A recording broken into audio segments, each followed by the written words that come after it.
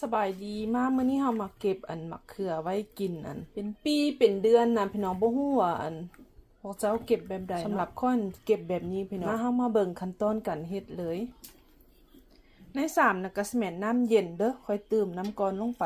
ใส่น้ำเย็นมะเขือมันจึงบ่ดำง่ายนะพี่น้องแล้วก็สิใส่เกลือเม็ดใหญ่1บวงแกงคนให้เกลือมันละลายหลังจากนั้นค่ะก็ผ่ามะเขือปาดมะเขือใส่ลงไปเนาะเฮาก็ผ่าเอาควันมันออกแบบนี้แล้วก็ผ่าเครื่องสิเฮ็ดใส่อ้อเฮาก็ผ่าแบบนี้แล้วว่าสิไว้พัดเฮาก็ซอยเฮ็ดเป็นเปียงบางๆนะแต่ถ้าว่าหน่วยใหญ่เฮาก็สิปาดเฮ็ดเป็น6 ตอน 7 ตอนเนาะตัวนี้แม่นสิไว้ใส่อ้อเฮ็ดแบบนี้ไปเรื่อยๆแล้วก็ไปแช่น้ำเกลือ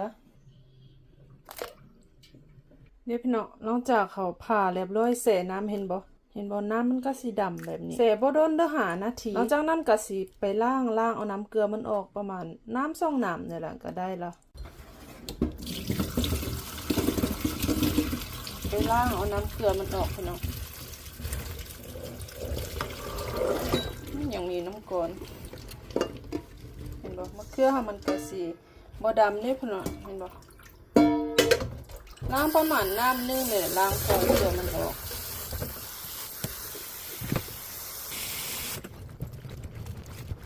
ได้แล้วบัดนี้ก็ขึ้นเลย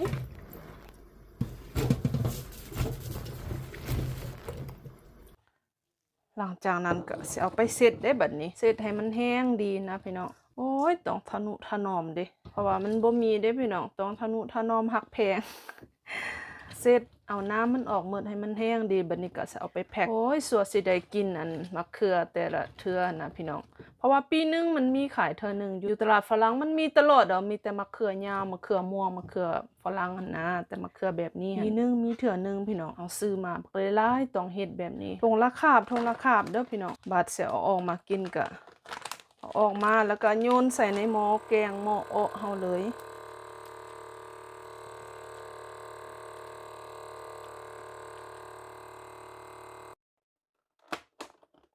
แพ็กแล้วเรียบร้อยเห็นบ่ก็สิได้หลายเติบเด้หลายทงเติบ